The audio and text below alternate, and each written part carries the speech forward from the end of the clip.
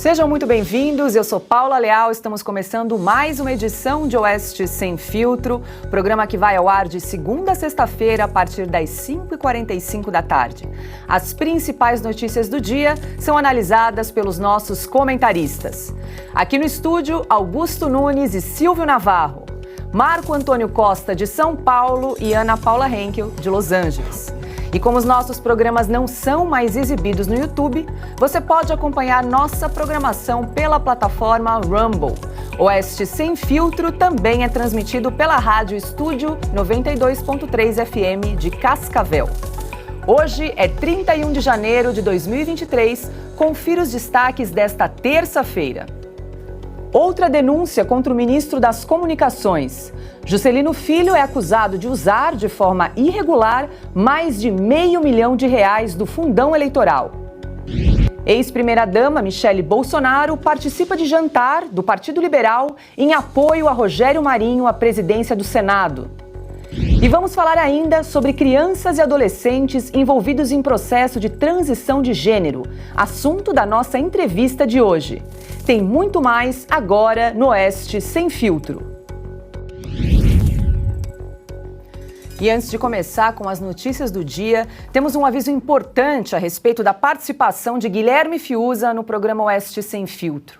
Fiuza escreveu o seguinte comunicado que eu vou pedir aqui para Augusto Nunes ler para todos nós. Primeiramente, muito boa noite, Augusto. Boa noite, Paula, nossa chefe. Boa noite, meu irmão Silvio Navarro. Boa noite, Ana Paula Henkel, minha querida parceira, Marco Antônio Costa. Boa noite a vocês que nos acompanham. O Guilherme Fiuza, meu irmão, também escreveu o seguinte comunicado aos leitores da Revista Oeste, aos que acompanham este programa, aos nossos amigos. Meus valiosos parceiros Ana Paula Henkel, Augusto Nunes, Silvio Navarro, Paula Leal e grande nação Oeste. Saudade de todos. Resolvi enviar a vocês essa rápida nota para dizer que o nosso amor é eterno e para agradecer à direção da Oeste por estar sempre ao meu lado. Depois das férias, sigo tratando de questões judiciais que não são compatíveis, ao meu ver, com a minha participação no Sem Filtro neste momento. E estou feliz por ver o grande sucesso do programa. Aproveito para fazer um pedido a vocês. Alertem, por favor, a nossa maravilhosa audiência de que não estou me pronunciando em nenhuma rede, por nenhum canal ou perfil.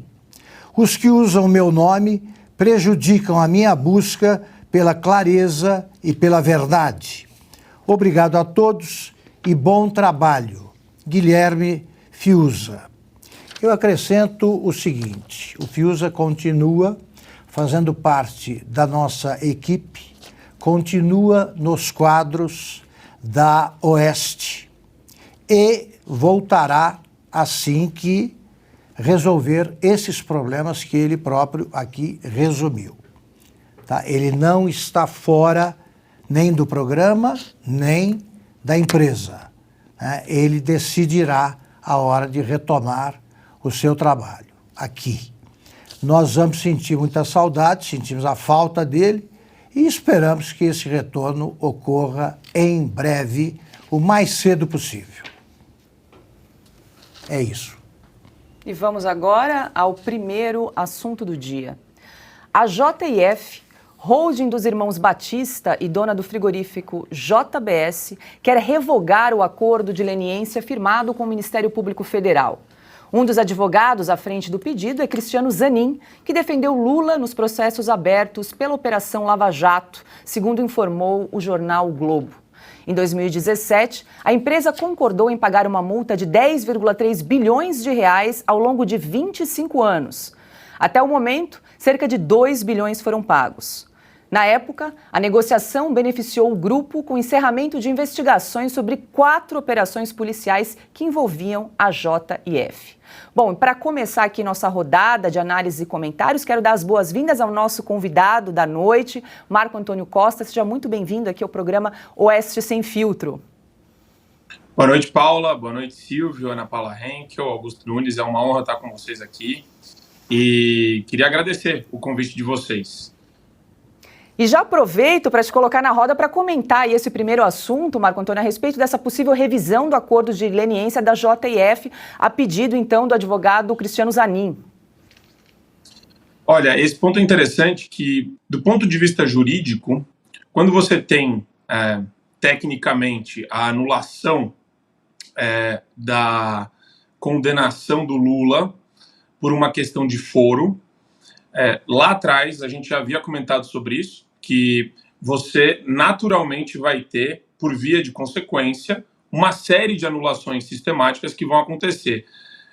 Tem a ver com a teoria do fruto da árvore envenenada, né? Então, quando você acaba com um processo por uma questão formal e que vai irradiar, né, para os outros condenados, para outras empresas que participaram da Operação Lava Jato, essas empresas, obviamente, vão querer se beneficiar dessa anulação.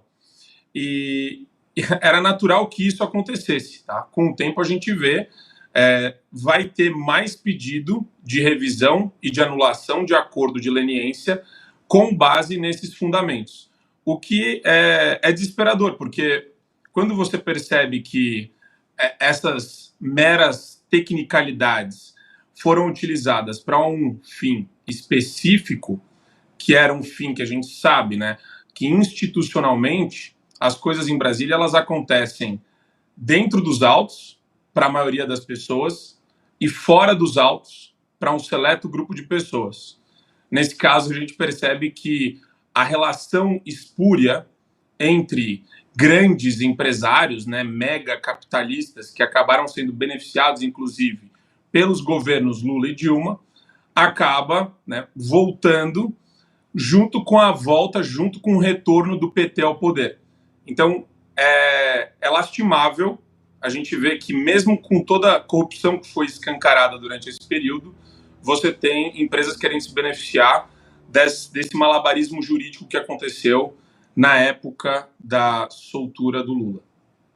Ana Paula Henkel, muito boa noite. A JF, então, fez esse acordo com o Ministério Público de 10,3 bilhões, pagou apenas, em 25 anos, pagou apenas 2 bilhões até o momento, agora quer rever novamente esse acordo. Se isso avançar, é uma sensação aí de impunidade, né, Ana, que transparece aí para a população. 10 bilhões de reais, Paula. Inacreditável, né? Sensação absoluta de impunidade. Muito boa noite, nossa querida âncora, mestre Augusto Nunes, meu craque, querido amigo Silvio Navarro, e muito bom ter o Marco aqui com a gente, advogado competente, o nosso braço jurídico aqui da bancada, e um abraço muito carinhoso ao nosso querido parceiro Guilherme Fiuza.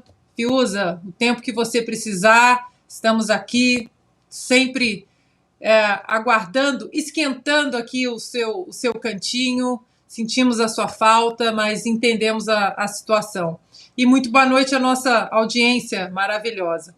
O número é inacreditável, né? 10 bilhões de reais. A empresa que havia concordado em pagar essa cifra em 2017, agora vai fazer o quê? Né? Ao longo de 25 anos, esse foi o acordo e só até o momento 2 bilhões foram pagos, ainda havia 8 bilhões de reais, né, para serem pagos. O curioso desses acordos é que eles acontecem, algum dinheiro volta, há cifras aí milionárias, né, que são discutidas, e aí de repente aparece alguém, algum advogado dizendo não foi bem assim, alguns até falam em inocência.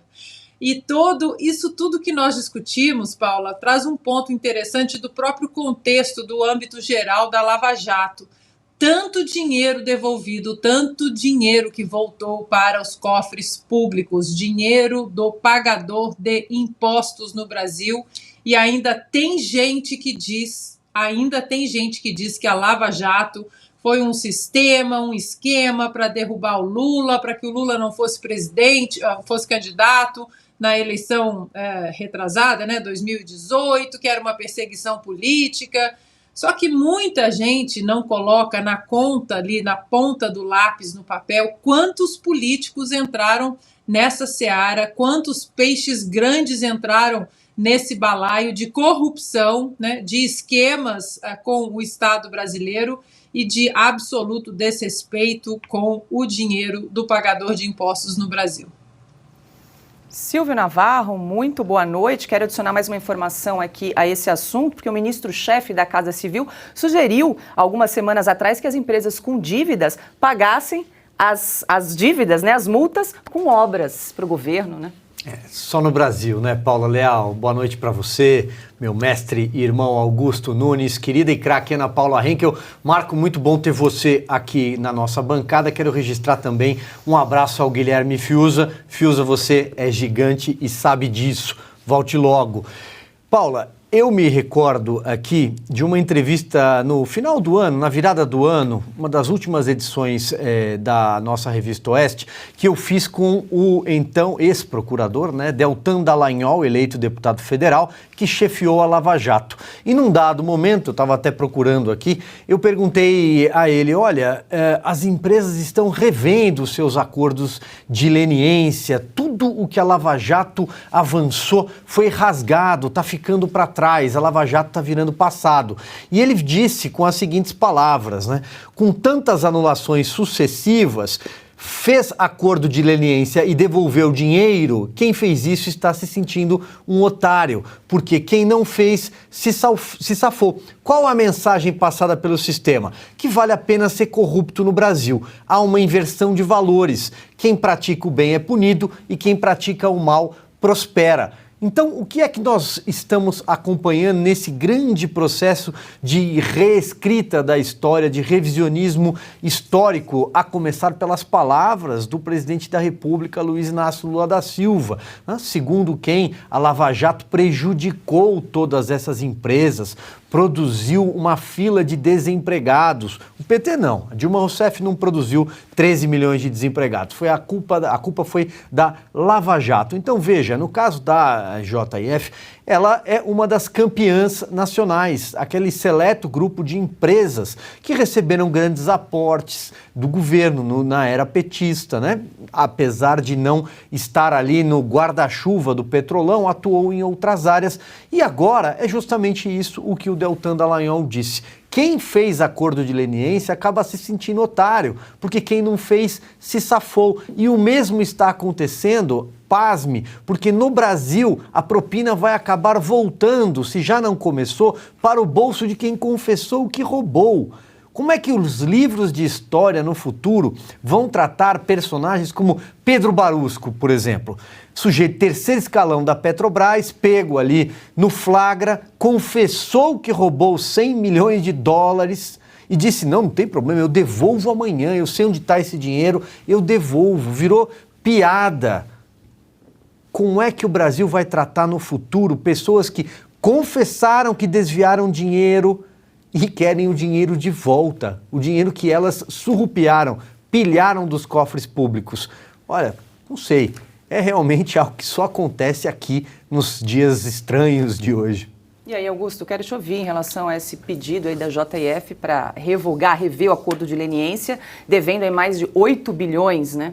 Bom, primeiro aproveitando o que vinha dizendo, o que acabou de dizer o Silvio Navarro, o Brasil inventou até a figura do injustiçado, da injustiça jurídica voluntária, que é o caso daquele Silvinho Landerhover. Silvinho Pereira, que era secretário do PT, na época do Mensalão, né? Ele prestou serviços voluntários, né? Se confessou culpado, e aí o Lula continuou dizendo que o Mensalão não existiu.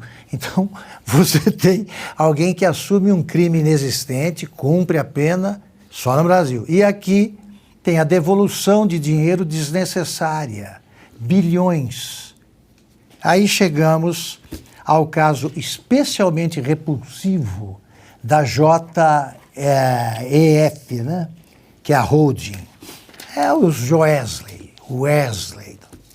Aquela fita gravada pelo Wesley Batista, estava bêbado, né, conversando com um amigo, ele não percebeu que ele tinha gravado uma coisa qualquer e não percebeu que continuava ligado o gravador e fez confissões estarrecedoras que me levaram a concluir que o que foi inventado no caso dele foi a meia delação premiadíssima. Ele fez várias acusações ao governo do presidente Temer, a figura do presidente Temer e a ministros, e não abriu a boca sobre o responsável pela ampliação absurdamente grande absurdamente impressionante da fortuna que foi o Lula. No governo Lula ele virou campeão nacional do BNDES, né, junto com o Ike Batista e outras figuras aí que o empresariado deve usar como o exemplo a não seguir se quiser agir honestamente. Pois bem, o Wesley Batista levou uma grana preta do BNDES. Sobre isso, eles só trataram do governo Temer, isso aí não existiu. Pegaram esse dinheiro, compraram empresas para todo lado e tal, e ganharam a meia delação para sair da cadeia, os dois irmãos. Essa meia delação foi premiadíssima porque o acordo de leniência com o Ministério Público já foi coisa de pai para filho. E eles nunca pagaram. Pagaram algumas parcelas ali, pronto, interromperam, dizendo que queriam rever aquilo. A multa a pagar pela revisão, e olha, o STF, por exemplo, tem sido implacável com a aplicação de multas. A multa fixada para isso, nem isso eles querem pagar, é de 10 bilhões. Então, o que eles, nesse período, entre a assinatura do acordo de leniência e o surgimento desta reivindicação cafajeste, eles compraram empresas, deram calote em outras, fizeram o diabo. Eles, por exemplo, têm, desde 2017, depositados em nome da JEF,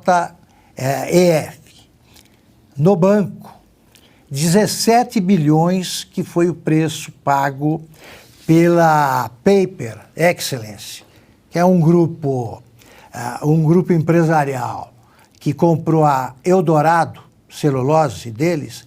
Eles não querem isso porque eles resolveram, tão logo notaram, logo após a assinatura do contrato, o preço da celulose começou a subir, eles falaram, não queremos vender mais. Desde 2017, eles recorrem à litigância de má-fé, espalham a insegurança jurídica, desrespeitando decisões da justiça, para não vender uma fábrica que eles estavam vendendo para equilibrar a situação financeira da empresa. Por quê? Porque eles compensaram as perdas, né, que os levaram, os irmãos, a vender essa fábrica com a compra de outras lucrativas e mais dinheiro obtido, sabe Deus como. Nem essa empresa é punida, estão acabando com os acordos de leniência no Brasil, porque a Lava Jato não existiu, apesar dos casos registrados aqui pelo... meu Deus do céu, pelo nosso Silvio, eles não existiram, a Lava Jato. Então, quem devolveu o dinheiro é trouxa. E esse dinheiro foi encaminhado à Petrobras. Ela recuperou o dinheiro. A presidente da empresa registrou que isso tinha acontecido e o dinheiro voltou para lá.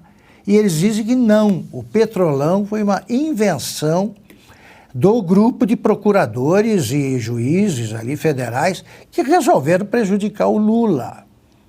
Então, daqui a pouco, eles esperaram, os irmãos Batista, a volta do Lula, porque agora o BNDES vai começar a abrir os cofres e eles voltam a ser campeões nacionais. são exemplo da cafajestagem bem-sucedida só no Brasil, sobretudo quando o Lula está no governo. Quer complementar rapidinho, Silvio? Eu queria só deixar um comentário aqui, Augusto, para você em cima da sua brilhante fala, porque agora que está institucionalizado, então, no nosso repertório de chanchada política, né, a expressão ex-corrupto, então eu pergunto, será que vai aparecer o dono daqueles 50 milhões de reais naquele apartamento cofre que tinha as digitais do Gedel, você se lembra? Perfeito. Em malas, Não apareceu até hoje o dono dos 50 milhões, o primeiro apartamento cofre da história brasileira em Salvador. É isso aí. Agora, 18 horas, 5 minutos, a gente segue com mais informações, porque o advogado Cristiano Zanin também foi contratado para defender a rede Lojas Americanas no processo em andamento. Antes que a empresa entrasse em recuperação judicial, o BTG Pactual reteve 1 bilhão e 200 milhões de reais da varejista. A empresa quer a suspensão do bloqueio. O rombo da Americanas é de mais de 40 bilhões de reais. Marco Antônio, quero te ouvir em relação a essa crise das lojas americanas, que já se arrasta aí por algumas semanas, há investigações em curso, né, para verificar se houve fraude, negligência em relação aí aos acionistas, um rombo de mais de 40 bilhões e mais de 8 mil credores no mercado à espera aí de pagamento. Olha, Paula, em qualquer país sério, isso daí é um escândalo que estaria na capa de todos os jornais. É algo escandaloso, é um negócio que foge qualquer razoabilidade, proporcionalidade, quando você vê o tamanho do rombo, o tamanho da fraude, e é uma questão que já devia ter mobilizado Polícia Federal, CVM, mas não é no ritmo brasileiro, é a toque de caixa, porque é interessante quando você vê também como agora o sistema criminal, o sistema de justiça, ele está atrelado a algumas poucas pessoas que têm acesso. É curiosa a contratação do Zanin nesse caso, porque o Zanin é um criminalista. E quando você tem, né, o grupo controlador contratando o Zanin, você está contratando alguém que tem acesso aos membros do Supremo Tribunal Federal. E acho interessante aqui, então, 2 pontos. Primeiro, que uma fraude desse tamanho tem que ter o sistema legal debruçado em torno de quem cometeu a fraude e se os controladores tinham conhecimento e se era possível que eles tivessem conhecimento. Tudo indica, né, que, poxa, é muito grande para todo mundo alegar ignorância. Porque é simples assim. É uma explosão bilionária. Então, a partir do momento que eles contratam um criminalista que tem acesso, você começa a perceber como o sistema se movimenta para preservar alguns players, para preservar alguns grupos, alguns oligarcas, né, na defesa dos seus interesses. Então, eu acho que a investigação deve ser realizada com muita propriedade, né, de maneira, claro, sempre atendendo aos princípios do Estado de Direito, mas eu acho curiosa a contratação do Zanin nesse quesito, porque mostra, né, que o sistema processual brasileiro, quando a gente pensa em Brasília, ele está na mão de um punhado de advogados criminalistas, e isso porque ele foi mal formulado, tá? Nos Estados Unidos não tem essa palhaçada. A Suprema Corte não é tribunal recursal penal. Aqui a gente criou isso. A HC vai subindo até o Supremo Tribunal Federal. Então você cria uma via de acesso direta entre criminalistas e o Supremo. E existem, né, uma dúzia de criminalistas que hoje têm o telefone dos ministros, jantam com os ministros, conhecem os ministros pessoalmente. Então, eu imagino que a investigação deve ser bem feita, deve ser realizada, punir os culpados, é algo que todo mundo quer que aconteça, de maneira exemplar, mas a gente já vê uma organização por detrás disso começando a se movimentar para colocar um banho de água fria na expectativa de que a justiça seja efetivamente feita. Augusto Nunes, o BTG Pactual, pelo menos por enquanto, conseguiu garantir o seu bilhão, né? Está ali congelado. Pois bem, é uma parte, né, dessa dívida. É muito simples isso aí. Se você explicar Pega aí um grupo de estudantes que se prepara para participar das provas do Enem. E diz, olha, pode cair o caso das lojas americanas, aí vamos explicar o que aconteceu e tal. É muito simples, os caras todos tirariam nota 10 aí com louvor se a imprensa publicasse a verdade simples que há, a sua singeleza, aí como tem mostrado a Oeste, e vai continuar mostrando. A empresa que tem esse rombo é comandada, né, os maiores acionistas são os 3 homens mais ricos do Brasil. Jorge Paulo Lemann, o Marcel Telles e o Sicupira, não sei o prenome, me esqueça agora o prenome dele. Pois bem, só o Lemann tem uma fortuna muito superior a esse buraco escavado aí por malandragens. Ocorreram malandragens que têm que ser investigadas e os responsáveis punidos. Pois bem, eles têm dinheiro para pagar. Se o negócio deu certo, você lucrou. Se não deu, por qualquer motivo, você paga o que deve. Não, eles querem uma recuperação judicial. Tá? Então, tem dinheiro para pagar, mas não querem nem que a dívida, as razões do buraco sejam investigadas e também não querem tirar o dinheiro do bolso para pagar. Isso põe em risco 100 mil empregos no Brasil.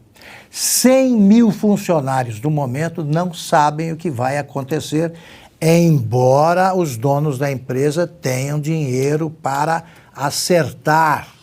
Aí a bobagem, estou sendo brando no linguajar, que fizeram.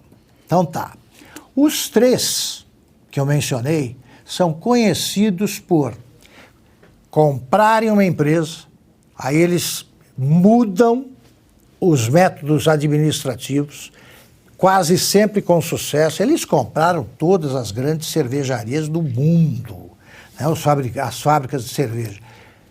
Eles mudam a administração, fica mais eficiente, mais ágil e tal. Estranhamente, nesse caso, há muito tempo, a empresa, as lojas americanas, vem pagando os fornecedores com 1 ano de atraso, publicando balanços que omitem dados cuja inexistência fica escancarada e não acontece nada. Agora explodiu o escândalo. Eles têm de pagar. Simples assim. Têm de pagar. Como vai mostrar a Paula, as movimentações já começam a envolver o governo, então se aproximam do nosso dinheiro. É o seguinte, eles acabam de confessar a culpa contratando o Zanin. Eu vou defender de novo a tese que eu costumo apresentar aqui no nosso programa. No dia em que eu contratar um advogado, como eu já citei o Zanin, se eu contratar o Antônio Cláudio Mariz de Oliveira, podem me prender. Eu confesso tudo. Por quê? Porque ele é o cara que fez aquela frase famosa. O crime já aconteceu, punir para quê? Então, esse é o cara que perdoa tudo, é com ele que eu vou. Como eu não devo nada, surge algum problema, eu recorro ao advogado da empresa ou algum sobrinho, primo, tal advogado, resolve isso aí para mim. Eu não tenho culpa. Agora, quando eu contrato o Cacai, o Zanin, o Mariz e esse pessoal que vocês conhecem, a turma que defendeu os culpados da Lava Jato, aí, olha, bota culpado nisso. Se você vai lá, esteja preso, eu já vou levantando o braço. Eu me apresento à delegacia da esquina. Não precisa nem dar um tapa, já vou contando, chego contando, pedindo perdão, tal, ajoelho no milho, topo qualquer negócio. Agora, não precisa ter processo, gasta muito dinheiro, vai pelo advogado. Eu digo isso desde que o advogado que me servia de exemplo, já morreu, era o ministro do Lula, o Márcio Tomás Bastos. De lá para cá, cresceu o número de advogados que são vistos de perto provas de que o crime aconteceu. E a gente segue no assunto das lojas americanas porque representantes de centrais sindicais se reuniram com Luiz Marinho, ministro do Trabalho. A Central Única dos Trabalhadores, a CUT, e a Federação Nacional dos Trabalhadores no Comércio querem que o Ministério ajude a manter os empregos e direitos trabalhistas de mais de 44 mil funcionários da Americanas. No Twitter, o ministro escreveu o seguinte, abre aspas, precisamos ficar muito atentos à situação de trabalhadores e trabalhadoras e preservar a empresa e os empregos, fecha aspas. As centrais sindicais convocaram um ato para a próxima sexta-feira no Rio de Janeiro. Ana Paula Henkel, a gente está fazendo essa cobertura aí da crise da Americanas ao longo das últimas semanas, vendo os desdobramentos aí de toda essa crise que se espalha e contamina vários setores. E agora, claro, os 44 mil empregos diretos e 100 mil diretos e indiretos, como disse o Augusto, estão preocupados aí com o futuro da varejista e agora pedem socorro ao Estado. São muitos empregos diretos e indiretos, né? Esse efeito cascata, o efeito dominó, vai atingir gente grande. Eu estava lendo essa semana, né? Gente grande, empresas grandes como Nestlé, por exemplo, né? Fornecedores grandes, mas também fornecedores pequenos, pequenos empresários. Vai ser interessante acompanhar essa história, porque o brasileiro ele está, infelizmente, acostumado em ver o Brasil como o país da impunidade para políticos e esses peixes grandes, né, da área de negócios no Brasil. Agora a gente vai ter que ver com muito cuidado, porque é uma mensagem muito preocupante no decorrer desse processo que vai ser mandada aqui para fora, para o capital estrangeiro, para o investidor estrangeiro, né? O Marco estava falando dos Estados Unidos, não custa a gente lembrar da própria história do Bernie Madoff, né? Investidor da Bolsa aqui dos Estados Unidos, foi inclusive chairman da Nasdaq, e ele foi condenado a 150 anos de prisão em 2009 por um Ponzi Scheme, que é um esquema de pirâmide, mais ou menos. Deu um calote de quase 17 bilhões de dólares, 14, acho que se eu não me engano, 14 bilhões foram recuperados, foi para a cadeia e depois de 11 anos na cadeia, ele pediu que ele fosse solto. Já estou há 11 anos aqui, já tenho 80 anos, e a justiça americana deu de ombros, falou, não, sinto muito, o senhor vai cumprir os seus 150 anos aqui na cadeia. Foi um efeito cascata devastador, né, na economia, não apenas para grandes investidores, mas também professores, mecânicos, fazendeiros também que investiam com ele. Então, essa é, na verdade, a mensagem correta a ser enviada para aqueles que até pensam, né, num possível esquema, mesmo que seja um esquema pequeno. Então, não apenas para o brasileiro, o desfecho dessa história das Americanas vai ser importante, mas também que mensagem o Brasil vai mandar para os investidores aqui fora, já que, como nós temos falado, a insegurança jurídica causada por membros do Supremo Tribunal Federal, o New York Times escreveu sobre Alexandre de Moraes, o The Epoch Times, a semana passada o Wall Street Journal. Então, esse combo de insegurança jurídica em muitos aspectos é muito perigoso para o futuro do Brasil como um todo, não apenas, né, como um país com potencial de investir, mas como um todo hoje no contexto global. Agora 18 horas, 19 minutos. Lembrando que estamos ao vivo na plataforma Rumble. Rumble se escreve RUMBLE. É muito fácil para se inscrever na plataforma. É só clicar naquele botãozinho verde ao lado direito, escrito Follow. Nós estamos com mais de 124 mil inscritos no nosso canal. A gente convida você que está nos acompanhando aqui no programa para se inscrever, deixar o seu like, o seu comentário, participar do chat e também divulgar o nosso programa nas redes sociais, grupos de WhatsApp, Telegram. É muito importante para a gente crescer e fortalecer a nossa comunidade. A gente lançou a campanha para chegar a 200 mil inscritos. Para isso, a gente precisa do seu apoio. Então, não esqueça de se inscrever e deixar o seu comentário. Estamos com quase 40 40 mil pessoas nos assistindo agora simultaneamente, ao vivo aqui na plataforma. Posso acrescentar uma? Diga lá, Augusto. Estava vendo aqui a frase do ministro Luiz Marinho, ministro do Trabalho, né? Precisamos ficar muito atentos à situação de trabalhadores e trabalhadoras e preservar a empresa e os empregos. Fecha aspas. A frase é tão rasa que me lembra a imagem do Nelson Rodrigues. É tão rasa que uma formiguinha consegue atravessar com água pelas canelas. Não disse nada, certo? Não disse nada e ele poderia retornar ao posto de líder da CUT, já que a CUT promete manifestações, afinal de contas, como ministro do Trabalho, inclusive em gestões anteriores, nunca fez nada. Foi só o piloto de teste dos caças Gripen, né, da Saab na época, e também tentou, depois de prefeito, construir um museu do Lula em São Bernardo do Campo, que o sucessor dele sabiamente riscou e não deu cabo à obra. Podia voltar a fazer piquete e deixar o ministério, era um ministro a menos, né, Augusto? Muito bem lembrado. Eu tenho uma pergunta para o Augusto. Só para completar aqui. Por que eles têm de dizer essas coisas profundas, como a que acabamos de ouvir? Porque eles não podem dizer que foi culpa do Bolsonaro. Isso aqui não tem nada a ver com o Bolsonaro, certo? A guerra do Paraguai pode até ter. Isso aqui não. Fala, Ana. A minha pergunta é que agora, esse governo, eles, em ocasiões oficiais, né, eles falam bom dia a todos, a todas e a todes, não é isso?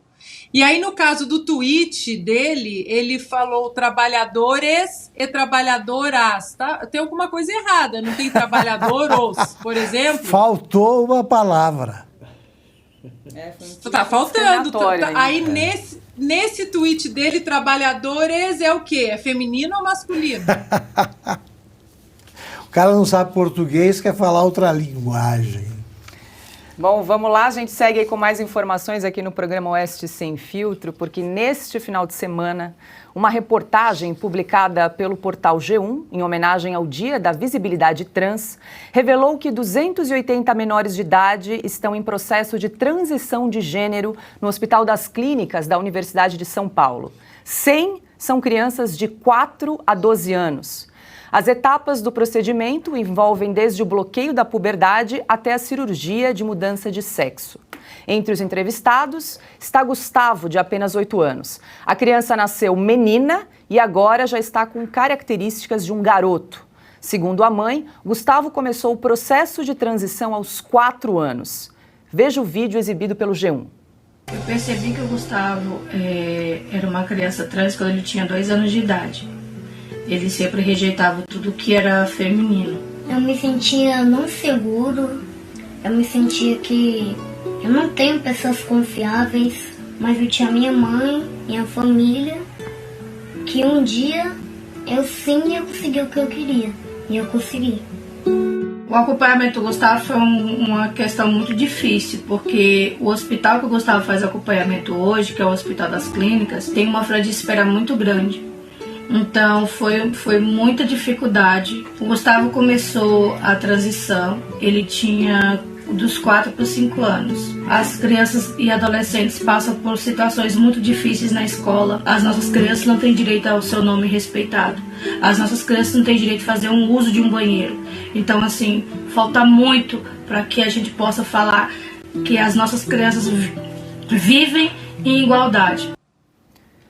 Para comentar esse assunto, nós vamos conversar com o médico, ginecologista e obstetra e professor da UFRJ, Rafael Câmara. É hora de entrevista aqui no Oeste Sem Filtro.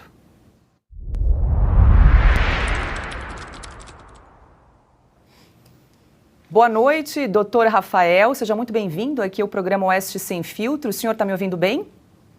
Boa noite, tudo tranquilo. Doutor Rafael, eu gostaria que o senhor começasse explicando de maneira bem simples e breve no que consiste um tratamento hormonal para transição de gênero. Bom, primeiro, eu acredito que eu tenha sido chamado também por ser conselheiro federal de medicina do CFM, né, e a resolução que rege essa questão, ela é do CFM, e também por ter sido secretário nacional de atenção primária do Ministério da Saúde, até agora na gestão do nosso presidente Bolsonaro. É só para dar um contexto. Então, assim, essa resolução, até então, até 2019, na gestão anterior do CFM, era permitido, você só podia fazer cirurgia a partir de 21 anos para redesignação sexual e tratamento hormonal somente a partir de 18 anos. Isso foi na gestão passada. Só que acabou que ela só foi publicada no Diário Oficial já na nossa gestão. A gente tomou até um susto, ninguém sabia dos conselheiros novos, e eu puxei assinaturas de conselheiros para a gente tentar revogar a resolução e voltar à regra anterior. Acabou que eu fui derrotado, nós perdemos e continua vigindo, então, essa resolução. Na prática, são alguns conceitos. Primeiro, você tem a questão da cirurgia, né, que aí é você, usando termos leigos, mas transformar um gênero no outro por meio de uma cirurgia. Existe a questão da hormonioterapia, que aí é hormônio masculino na mulher que quer virar homem e hormônio feminino, estrogênio, no homem que quer virar mulher. E tem a terceira questão, e aí, vendo esse caso, eu não consigo entender direito exatamente o que está sendo feito, até porque eu não sei os detalhes do caso, que é o bloqueio hormonal, que aí você faz uso de substâncias que não são consideradas hormônios, e aí você geralmente faz isso no início da puberdade, um pouco antes, para impedir que o organismo, testosterona no homem e estrogênio na mulher, que ele transforme aquele corpo no gênero que a genética, que os cromossomos decidiram que ele iria ter. Aí você bloqueia para permitir que a pessoa mais lá na frente ela decida o que vai fazer. Não sei se eu respondi a tua pergunta. Respondeu sim. Quem pergunta agora é Silvio Navarro. Doutor, boa noite, um prazer conversar com o senhor, seja bem-vindo. A minha pergunta vai no sentido da questão legal. Quem autoriza esse tipo de procedimento? A mãe, basta a mãe assinar? Precisa dos dois genitores? Isso quem arbitra? Isso passa por algum conselho? Passa por um juiz? Há alguma referência ao Estatuto da Criança e do Adolescente? É um assunto muito delicado, nós estamos falando de crianças de 4 a 12 anos, como a Paula reportou agora, mas também há casos que acontecem depois, adolescência, até os 18 anos. Então a pergunta é, quais são os parâmetros legais para uma situação como essa, que numa primeira observação, para quem assiste um vídeo como esse, para quem acompanha esse noticiário, chega em alguns casos a chocar? Então, na verdade, o que acontece? Não precisa de decisão judicial, nada disso. Obviamente, os pais eles têm que concordarem, e isso tem que passar, entenda, eu nunca fiz parte desses ambulatórios, até porque eu nem sequer concordo com isso. Nesse período da discussão da resolução, nós levamos especialistas lá no CFM. Eu levei pessoas, inclusive, que desistiram, e levamos especialistas. O ambulatório no Brasil mais conhecido de fazer isso, de fazer esse tipo de acompanhamento, é o da USP, né, em São Paulo.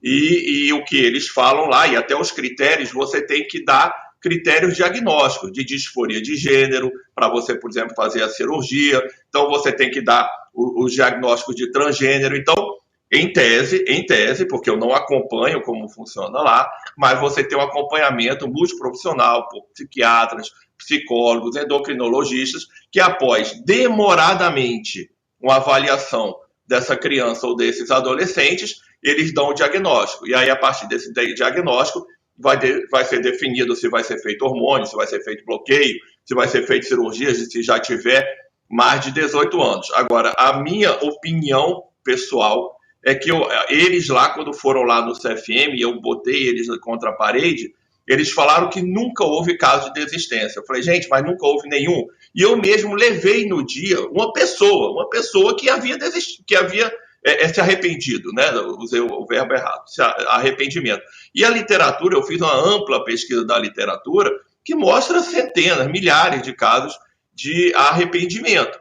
Então, assim, o que eu acho, eu sou também do Conselho Regional de Medicina do Rio de Janeiro, São Paulo não está sob a minha jurisprudência, e o CFM é a instância recursal. Eu, pessoalmente, acho que esse ambulatório ele deveria ser melhor investigado, avaliado por pessoas que não concordam exatamente com isso, ou têm algumas críticas em relação a isso, algo mais imparcial. Hoje no Brasil você tem um problema muito grande de geralmente que acaba fazendo a avaliação são pessoas que têm um certo viés. E agora, o que eu posso dizer, né? Assim, eu fiquei 2 anos e meio como secretário nacional de atenção primária do Ministério da Saúde, e existe uma portaria do SUS, que aí pode ser que essa portaria seja revogada, mas essa portaria de 2013, que ela só autoriza a cirurgia depois de 21 anos e o hormônio depois de 18 anos. Então, na prática, no SUS, o SUS não paga hormônio de 16 anos a menos de 18 anos, nem paga cirurgia abaixo de 21 anos. E eu não deixei essa portaria ser alterada. Agora, assim como o governo do PT já revogou a minha portaria, que era contra o estuprador em casos de estupro em pessoas que vão fazer aborto, e a ministra já falou também que vai revogar o meu manual que impede de matar bebê de acima de 20 semanas na barriga da mãe, é muito provável que essa portaria acabe em algum momento sendo revogada pelo Ministério da Saúde, até porque a gente sabe que isso é uma pauta do pessoal dito progressista, né? Nós estamos conversando com o médico ginecologista Rafael Câmara. Quem pergunta agora é Marco Antônio Costa. Boa noite, doutor. Doutor, eu vejo o Brasil como uma espécie de copia e cola em termos de acontecimentos e até questões como essas dos Estados Unidos. Então, se eu quero saber o que vai acontecer no Brasil em 2 anos, eu olho para os Estados Unidos hoje. E nos Estados Unidos, na verdade, houve a alteração da CID que tirou a disforia de gênero como doença, como patologia. Isso por si só já causa espécie, inclusive para mim, né? E acho que para várias pessoas que não são psiquiatras, médicos. A minha pergunta para o senhor vai no seguinte sentido.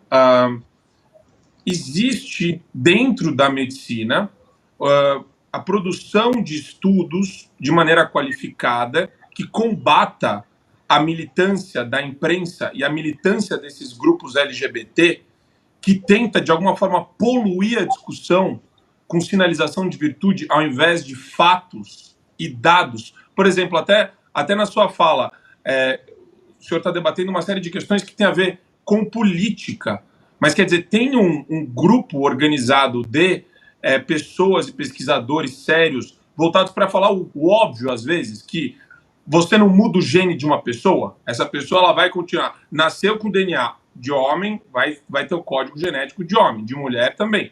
Mas quer dizer, existe um grupo assim no Brasil para combater essa desinformação e essa militância? Lamentavelmente, não, e se existe é muito pouco. Eu vou te dar um exemplo. Na minha área de parto e aborto, eu sou ginecologista, a gente mudou toda a política lá, dobramos o orçamento para cuidar de mães e bebês com a rede de atenção materna e infantil, passou em 900 milhões de reais para 1,8 bilhão de reais. A primeira coisa que a ministra fez quando assumiu foi revogar essa nossa política. E por que eu estou falando isso? Porque o tempo inteiro que eu estava no Ministério da Saúde, eu tomava conta de um orçamento de cerca de 30 bilhões de reais por ano. O que eu mais quis e tentei fazer foi conseguir custear pesquisas, e eu tinha muito recurso para isso, na área de parto, de aborto, pesquisas sérias, e não pesquisas mequetrefes, como faziam, que era basicamente para justificar você fazer aborto. E tentei em várias e várias universidades públicas e nenhum aceitou.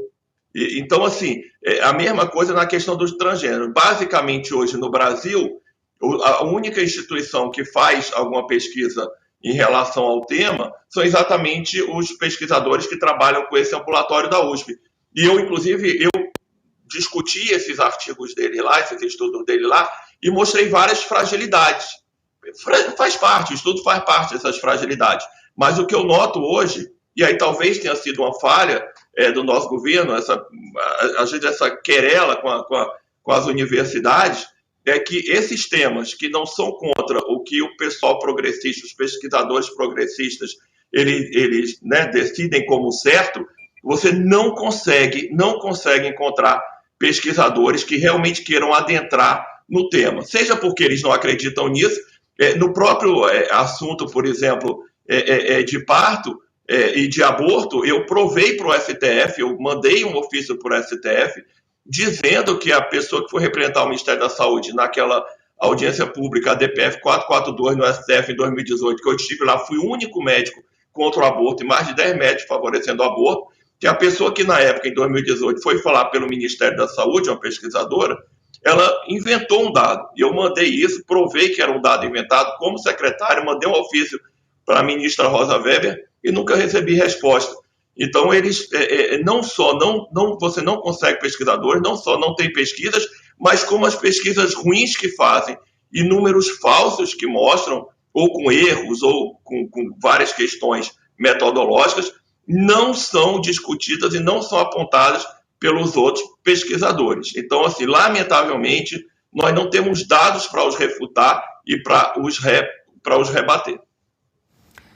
Quase 45 mil pessoas nos acompanham ao vivo na plataforma Rumble. Nós estamos conversando com o médico, ginecologista e professor da UFRJ, Rafael Câmara. Quem pergunta agora é Ana Paula Henkel.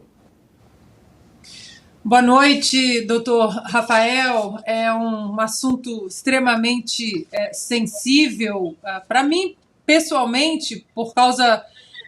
há uma invasão hoje, até não de crianças, né, mas de adultos, homens biológicos, excluindo mulheres no esporte feminino, mas isso, a faixa etária vem diminuindo de uma maneira preocupante que está afetando o esporte feminino também, na escola elementar, né, como colocado aqui nos Estados Unidos.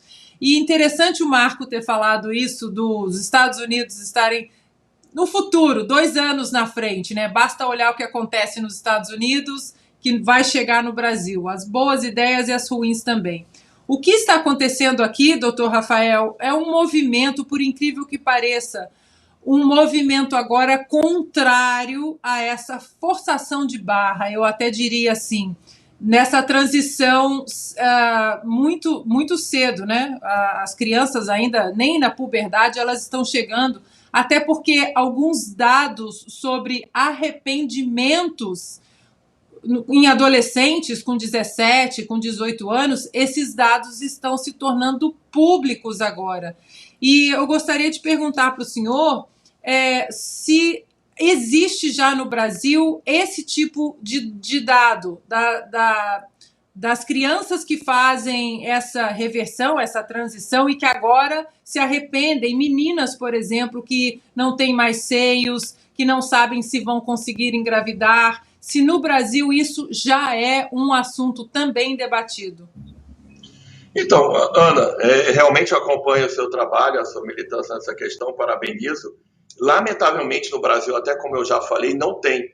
Os estudos no Brasil todos que tratam, divagam sobre esse tema, eles são geralmente de grupos de pesquisadores que têm uma linha ideológica muito clara. E eu discuti com eles, e eles insistem em falar em 2019, essa audiência lá no CFM foi bastante falada, bastante comentada, e eu perguntei várias vezes, eles sempre repetindo que nunca houve nenhum caso de arrependimento. Sabe o que acontece? Os estudos, eles são metodologicamente muito ruins. Então, o que acontece? Geralmente, quem se arrepende não volta mais no ambulatório. E eu perguntei isso. O que é que vocês fazem com quem não volta mais no ambulatório? E eles não fazem segmento de quem não voltou. Tipo, ligar, mandar um telegrama. Isso seria uma boa ciência. E aí a gente não sabe se isso é feito por metodologia ruim ou, às vezes, até proposital para não mostrar casos de arrependimento. Realmente, internacionalmente, pululam artigos e estudos mostrando esses arrependimentos. Isso está sendo levado bastante a sério agora. A própria mídia, a grande mídia, também tem falado disso. E você falou também em relação à questão do esporte. Aí se mostra completamente a ideologia, né? Porque você querer dizer que alguém, porque tem uma testosterona baixa, né? Baixa e durante anos, às vezes décadas, teve toda a ação ali da testosterona em músculo, em osso, você querer dizer que a partir dali a pessoa está absolutamente igual a alguém que nasceu mulher, isso é tão bizarro do ponto de vista fisiológico, que até mesmo os especialistas que tratam do tema, eles não têm mais coragem de falar isso, porque chega a ser até ridículo você querer dizer que basta uma testosterona baixa para dizer que aquela pessoa está em igualdade de competição de uma mulher, né, alguém que nasceu XX, com alguém que nasceu XY e momentaneamente, ou há 1 ou 2 anos, ou seja, lá quantos anos forem, está com a testosterona baixa. Isso não tem nenhuma lógica científica, isso é bizarro, né? Assim, mas a gente, lamentavelmente hoje, a gente só vai mudar isso quando nós conseguirmos formar pesquisadores, estudiosos na academia. Não tem jeito, não podem ser pessoas normais. Para você fazer um estudo científico, você tem que ter anos e anos de conhecimento, como eu fiz mestrado, doutorado, especializações e tudo mais. E tem que, além de formar essa massa crítica conservadora, de direita, você também tem que ter recurso para essas pessoas conseguirem fazer estudos. Porque senão vai sempre a esquerda usar os argumentos, os progressistas usarem os argumentos daqueles estudos muito mal feitos deles, mas é o que tem, e vai sempre dizer que o outro lado não tem estudo nenhum para confrontar, o que não deixa de ser verdade. Pelo menos aqui no Brasil, isso é fato notório. Doutor Rafael, o senhor está falando sobre estudos. Existem estudos científicos mostrando, por exemplo, que o uso desses hormônios a longo prazo podem ter efeitos cancerígenos, por exemplo? Bom, foi bom você perguntar isso, porque agora está até uma certa discussão também lá no CFM sobre a questão de anabolizantes e uso para uso estético, né? E eu sou um dos que a gente estou bastante dentro da discussão. E aí é engraçado, porque na própria resolução do CFM não tem uma vírgula que seja, sobre malefícios que os anabolizantes podem provocar. E obviamente que pode provocar, tem vários problemas que eles podem provocar, mas não se fala nessa questão. Então são muitos, e eu levei isso na aula que eu dei, uma aula de mais de 1 hora lá no CFM, que eu mostrei a quantidade de efeitos colaterais. E a gente não está falando de uma dose fisiológica, a gente está falando de uma dose muito acima da fisiológica. É literalmente transformar uma mulher no homem. Você pode ver que hoje muitas mulheres usam anabolizantes e você não vê essas mulheres com barba. Então é uma dose muito alta. Eles dizem que é uma dose baixa, não é uma dose baixa. É uma dose muito alta, é uma dose que provoca muitos problemas, muitos efeitos colaterais, morte precoce, adiantamento da morte e tudo mais. Agora, quando é no transgênero, não tem problema. Não tem problema nenhum. Agora, se a pessoa for usar para fins estéticos, para fins esportivos, eu não estou falando doping em esporte de alta competição, a Ana Paula sabe disso, não pode, que você vai ter uma vantagem. Estou falando para aquela pessoa que quer usar. Aí provoca, morre, vai provocar câncer de fígado, você não vai sobreviver e tal. Eu só acho que a gente tem que fazer uma discussão séria. O mal que faz no transgênero faz na questão estética. Vamos discutir isso. Agora, o que não dá é você dizer que para estético mata, provoca câncer de fígado, infarto e tudo mais, e no transgênero não tem problema nenhum. Nos dois tem problema. E quem usa tem que estar ciente dos riscos e dos benefícios. O benefício estético é um benefício e que tem que ser ponderado. Cirurgia plástica, por exemplo, eu sou médico legista também. Eu já fiz diversas necrópsias por lipoaspiração, por exemplo. E nem por isso as mulheres deixam de fazer lipoaspiração, mas elas têm que saber que elas correm um risco X de morrer. A mesma coisa quem vai fazer uso de anabolizante, de testosterona, tem que saber também. Mas eu acho, pessoalmente, não sou eu que estou atendendo lá nesses ambulatórios, mas eu acho que esses riscos não são plenamente esclarecidos para essas pessoas. Nós estamos conversando ao vivo com o médico ginecologista Rafael Câmara. Quem pergunta agora é Augusto Nunes. Doutor Rafael, já houve cirurgias que resultaram na morte de alguém? Sim. Na verdade, quando eu apresentei essa casuística, né, eu peguei estudos do mundo inteiro, sim, toda cirurgia menor que seja, você pode correr risco de morte. Obviamente que a morte nesse tipo de cirurgia, ela é rara, porque tanto a transformação de pênis, basicamente a cirurgia mais complexa é a transformação de pênis em vagina. É uma cirurgia mais complexa. A criação de um pênis, né, na mulher que vai criar um pênis, isso geralmente é feito por meio de próteses, por aumento e estimulação do clitóris. Então são cirurgias muito pequenas. Aí você pode morrer e ter problema por causa da questão do uso de anabolizante e testosterona. Mas no caso do homem que quer virar mulher, né, vamos dizer dessa forma, aí sim você tem casos sim, de morte, casos de deformação, casos de a pessoa esperar um resultado, né? Já cansei de ver, eu achei que ia virar uma vagina normal, igual, né? Igual uma vagina. Não é, na verdade aquilo ali é feito com intestino, com reto, tem um cheiro complexo ali. Então, assim, a pessoa depois se queixa, né?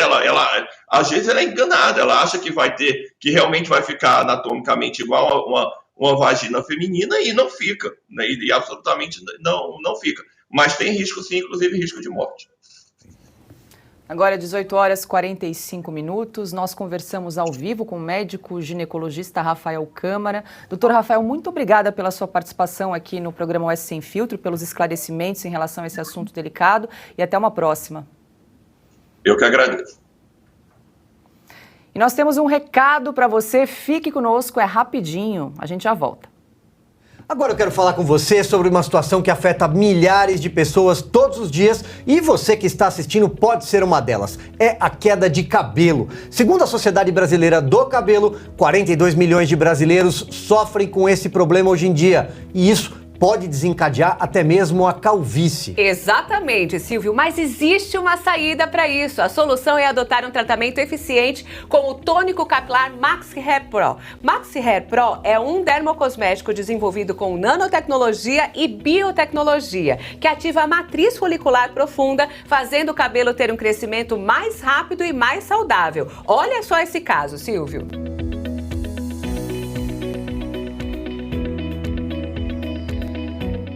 Maxi Hair Pro funciona mesmo, minha gente. É por isso que eu convido você a ligar no 0800 300 8800 e tirar todas as suas dúvidas agora mesmo. Lívia, esse antes e depois é realmente impressionante. Vale lembrar que além de combater a queda de cabelo, que pode acontecer por causa da genética ou problemas hormonais, esse tônico capilar da BR Vita melhora o crescimento de barbas e de sobrancelhas falhas e finas. É isso mesmo, Silvio. Maxi Hair Pro é verdadeiramente eficiente por conta da sua composição exclusiva que une nanoxenol, biotina, extrato de jaborandi e L-carnitina. Juntos, esses elementos ativam o crescimento de fios fortes e resistentes, sejam em homens ou mulheres. Ligue 0800 300 8800 e veja o seu cabelo crescer 5 vezes mais rápido. Basta aplicar o tônico 2 vezes ao dia durante 30 dias para ver o resultado. E atenção, quem ligar agora ganha 50% de desconto e um brinde especial. Ligue 0800 300 8800. Calvície e queda de cabelo tem solução. Maxi Hair Pro. O Ministério Público Eleitoral do Maranhão alega que Juscelino Filho, ministro das Comunicações do governo Lula, usou 565 milhões de reais do fundão eleitoral de forma irregular. O ministro teria apresentado à Justiça Eleitoral informações falsas para pagar 23 supostas viagens de helicóptero feitas durante sua campanha a deputado federal no ano passado. Ao prestar contas, Juscelino disse que todos os voos foram feitos por 3 cabos eleitorais. Reportagem do jornal Estado de São Paulo identificou, porém, que os nomes fornecidos por ele são de um casal e de uma filha de 10 anos que moram em São Paulo. A família afirmou desconhecer o político. Com a lista falsa de passageiros, Juscelino justificou o pagamento de 385 mil reais do fundo eleitoral para sua campanha eleitoral. O Ministério Público também cobra 180 mil reais utilizados no pagamento de despesas realizadas depois das eleições. A defesa de Juscelino, no Tribunal Superior Eleitoral, nega qualquer ilegalidade. Silvio Navarro, me atrapalhei aqui, porque é tanto milhão, bilhão, mil. Lá, a gente fica, às vezes a gente se atrapalha. Perdão a quem nos acompanha. Mas a respeito desse caso, ainda ontem a gente comentou aqui no programa, né, que o ministro das Comunicações direcionou 5 milhões de reais das emendas de relator para asfaltar uma estrada de terra que passa em frente à fazenda da família em Vitorino Freire, no Maranhão. Paula, fosse um país sério, o ministro das Comunicações, assim como a ministra do Turismo, Daniela do Vaguinho, já teriam saído dos seus ministérios, retornado à Câmara dos Deputados, um mês depois de estar no cargo, demitidos, né, exonerados do cargo de ministro e respondendo a processos no Conselho de Ética e Decoro Parlamentar, o que é passível de cassação. Isso fosse um país sério, o Brasil não é. Eu me lembro, por exemplo, citamos ontem aqui no programa, que quando a Dilma Rousseff assumiu o seu ministério com 37 representantes, número parecido com esse do Lula, 3, ela já chegou tendo que demitir 6 ministros. E aí tinha de tudo. Tinha o Wagner Rossi, que era ministro da Agricultura, também, outra coisa mais ou menos parecida, um voo, um helicóptero. Tinha o Orlando Silva, da área do esporte, eles adoram uma ONG no esporte, e esse daí também já tinha no currículo o dinheiro da tapioca paga com cartão corporativo. Tinha um ministro baixinho, Pedro Novaes, que veio da Câmara dos Deputados, quase que não chegou nem a assumir, porque no meio do caminho a imprensa, que cumpria o seu papel naquela época, os grandes veículos de imprensa da época, noticiaram que ele apresentou notas indenizatórias na Câmara dos Deputados do Motel Caribe, né? Ele era do Maranhão, entre outros aqui, não preciso me alongar, Paulo, todo mundo se lembra do Antônio Palocci, que foi inclusive defenestrado pelo próprio PT, porque descobriram que roubou o caixa 2 do próprio PT. Então o que acontece é mais ou menos uma repetição, porque o Brasil vai voltando no tempo, 10, 20 anos, no modelo petista de governar. Eles abrem a porteira, colocam todo tipo de apaniguados, companheiros, indicados por partidos. Esse veio do União Brasil, aquela lá veio do PTB, do PSD. Enfim, eles vão juntando tudo, sem fazer o trabalho do Google, sem olhar se tem alguma ficha corrida, sem saber de onde veio, e aí dá no que dá, né? Mas são outros tempos, eles vão ficando, eles continuam ministros de um governo que não governa. Essa é a grande verdade.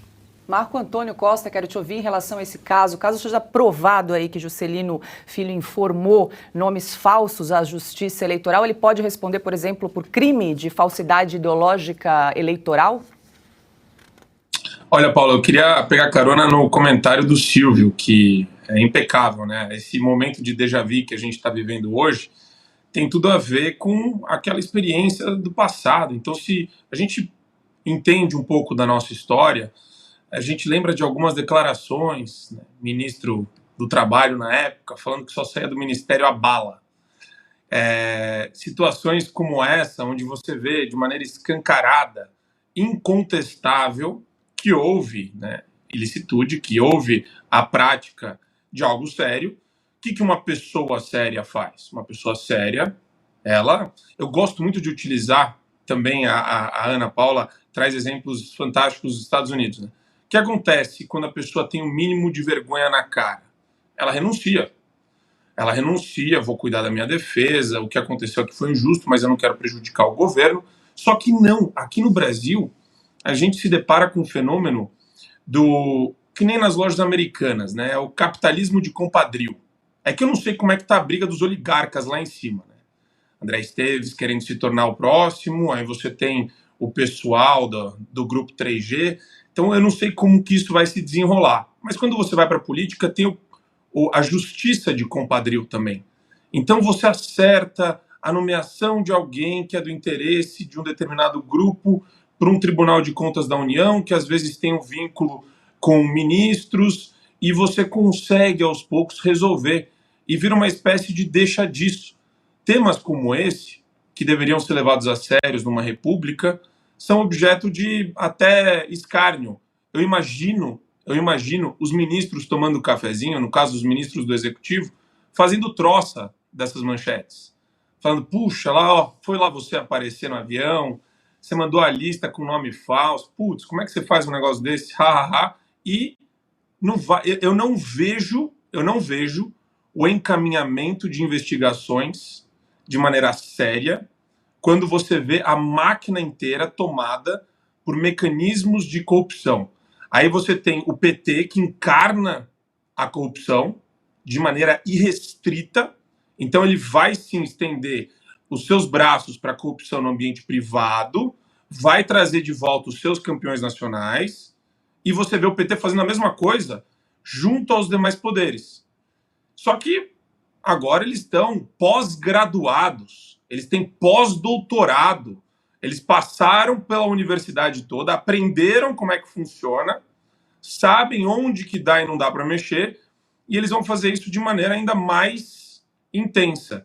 Então, o que eu consigo enxergar disso daí é o seguinte: quando vê uma matéria dessa, eu fico pensando, poxa, que vantagem as pessoas vão pedir, como que esse cara vai ser chantageado para ceder algum tipo de espaço em alguma pasta ou fazer algum favor para os seus adversários políticos. Então, infelizmente, eu não vejo que isso será resolvido de maneira justa e adequada como deveria.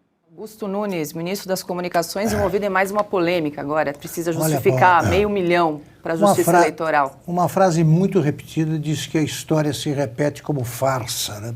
Aqui no Brasil é diferente, é a farsa que se repete como farsa. O Silvio lembrou a questão dos ministros da Dilma. A Dilma Rousseff disse que estava, durante esse processo de demissão, demissões sucessivas de ministros, ela não queria demitir, não. O povo é que forçava, a repercussão da roubalheira é que forçava. Ela disse que ela estava fazendo uma faxina ética. Aí eu registrei que a Dilma é a única faxineira do mundo que gosta de lixo por perto, né? Como mostra a trajetória dela. Por incrível que pareça, isso que o Marco Antônio sugeriu agora aconteceu no Brasil e nem faz tanto tempo assim. Em 1992, 93, o presidente era Itamar Franco, o ministro-chefe da Casa Civil, Henrique Argrives, que era, além de ministro, muito amigo do presidente da República, foi denunciado aí, né? Disseram que ele estava envolvido num caso de corrupção. No mesmo dia da denúncia, o Itamar o chamou e disse, olha, eu não quero que meu governo seja envolvido nessas denúncias contra você. E o Argrives disse, olha, eu já preparei a carta de demissão, não quero ficar. Ele foi afastado, ficou 101 dias fora do governo, comprovou-se a inocência do Argrives e ele voltou ao cargo. Simples assim. Afasta o ministro, porque senão o governo vira comparsa, ou pode virar, né, cúmplice. Afaste esse ministro Juscelino, tá, e se apure o que fez. Se for inocente, volta. Se for culpado, deve ser punido. Simples assim. Mas o Lula faz questão de não seguir uma frase que ele disse há muito tempo. Olha que é melhor não mentir, é mais complicado não mentir ou confessar a coisa, porque se você conta uma mentira, daí a pouco você precisa de mais uma para justificar a segunda, e aí você está enrolado em várias mentiras e não num caso só. O Lula faz o contrário do que pregou e é o grande exemplo que ele deveria agora usar como aula, né? Não deixa essa coisa crescer, mas vai crescer e vai envolver o governo. E vai ficar claro que o governo escolhe ministros pelo prontuário, não pela folha corrida, pela folha de serviços prestados ao país, porque aí não há nenhuma. Amanhã, na cerimônia de posse de deputados e senadores, serão escolhidos os presidentes das duas casas do Congresso. Na Câmara, o presidente Arthur Lira, do PP, deverá ser reeleito. No Senado, o presidente Rodrigo Pacheco, do PSD, enfrentará Rogério Marinho, do PL, e Eduardo Girão, do Podemos. Ana Paula Henkel, pelo visto, a disputa vai ficar mesmo no Senado, e a pergunta é, né, será que Rogério Marinho tem votos aí para vencer Rodrigo Pacheco amanhã? Paula, as redes sociais aqui, o Twitter, desde ontem, aliás, tem uma hashtag que está nos trending, que é hashtag Pacheco não. E eu acho que o legado da última administração do presidente Bolsonaro, talvez até 1 ano, 2 antes, é esse legado do brasileiro estar gostando de política, né? E entender a importância, por exemplo, da cadeira de presidente do Senado Federal. Porque essa cadeira ela segura, amarra a nossa Constituição de uma maneira muito importante, mantendo aí a autonomia dos poderes, né, a independência dos poderes dentro da nossa Constituição, ali do contexto das ferramentas de freios e contrapesos, diante de tantos desmandos inconstitucionais, né, jurídicos. Eu conversava com um amigo hoje mais cedo, que é professor de Direito, e era aniversário dele, eu liguei para dar os parabéns, perguntei como está a vida, e ele disse, olha, a vida está difícil para lecionar, porque nós lecionamos, nós damos uma matéria, e quando a gente abre os jornais, tudo aquilo que a gente ensinou na sala de aula é colocado na lata do lixo, até a própria Constituição. Então, hoje o brasileiro entendeu que para que a nossa Constituição seja respeitada, essa cadeira de presidente do Senado, ela é importantíssima. As redes sociais aqui, muita gente dividida, tem gente falando que Rogério Marinho talvez já tenha os votos necessários para derrotar Rodrigo Pacheco. Fato é que, se Rodrigo Pacheco continua como presidente do Senado, nós teremos aí um bom tempo de mais do mesmo, né? Inconstitucionalidades sendo chanceladas pelo Supremo Tribunal Federal e nenhuma ferramenta constitucional para que isso não aconteça. Silvio Navarro, você que conhece as entranhas de Brasília, diga lá o que está em jogo nessa disputa de amanhã, principalmente em relação à cadeira do Senado. Às vezes é melhor não conhecer essas entranhas de Brasília, Paula. Veja só, acho que a Ana resumiu bem. A disputa na Câmara, o jogo lá já está jogado. O Arthur Lira será reeleito, talvez com a votação, a maior votação já registrada para a eleição de um presidente da Câmara. O único oponente até agora é o Chico Alencar, do PSOL do Rio de Janeiro. Deve ter, no máximo, os votos da bancada, ou seja, batem ali 10 votos, não passa disso. Então o Arthur Lira será o novo presidente da Câmara dos Deputados. E no Senado, sim, a disputa é acirrada. Os placares informais dão conta de que ele e o Rogério Marinho, junto com o senador Eduardo Girão, que também disputam, teriam de um lado e de outro 35 votos, mais ou menos. E o restante da massa seria de indecisos.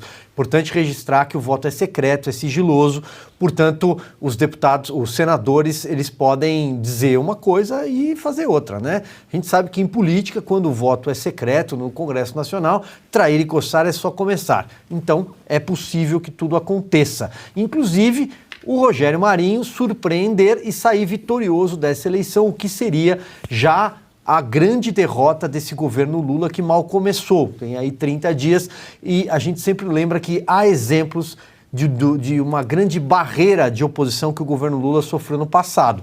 Por exemplo, em 2007, no final do ano, dezembro, logo depois dos 5 processos de cassação do Renan Calheiros que foram engavetados, o Lula tentou prorrogar a CPMF, sofreu um duro revés no Senado. Também foi no Senado onde funcionou em 2005 a CPI dos bingos, batizada por ele de CPI do fim do mundo, porque ele investigou de tudo, né? Começou com caso Valdomiro Diniz, Loterge no Rio de Janeiro e acabou avançando até conseguir derrubar o ministro da Fazenda, Antônio Palocci, no caso do caseiro Francenildo. Então, o Senado tem um histórico de ser uma casa que conseguiu, no passado, na era petista, montar ali uma muralha ao governo Lula. Talvez, e aqui espero que se repita, porque é uma oposição saudável, caso o Senado confirme essa trincheira. Sobre o Pacheco, pouco a acrescentar. Eu vou sempre recorrer ao personagem de Eça de Queiroz, o Pacheco, que nunca produziu uma obra, nunca fez um discurso, mas era celebrado porque o Pacheco era ilustre, tinha um imenso talento que nunca incomodou ninguém. Ainda nesse assunto, o presidente do Partido Liberal, Valdemar Costa Neto, promoveu a candidatura de Rogério Marinho à presidência do Senado durante um jantar em Brasília ontem à noite. Veja o que Marinho disse aos convidados. Nós precisamos fazer o contraponto. Nós precisamos moderar a avidez, eu diria, os excessos que nós estamos assistindo daqueles que estão chegando ao governo e que, no afã de impor a sua agenda, querem destruir o que foi feito de forma virtuosa a favor. A ex-primeira-dama, Michele Bolsonaro, também participou. Ela fez uma chamada de vídeo com o marido, o ex-presidente Jair Bolsonaro. A deputada Caroline de Toni registrou o momento. Vamos acompanhar. Tudo começou lá em 2019, com vocês, vai continuar. E para imorrível, nós realmente cada vez mais participaremos do futuro do nosso Brasil. É uma honra, uma satisfação de ver refugir a vontade, a perseverança e o orgulho de ter político no nosso Brasil. Boa sorte a todos vocês, que o Marinho estiver por aí. Um abraço, Marinho. Vamos juntos.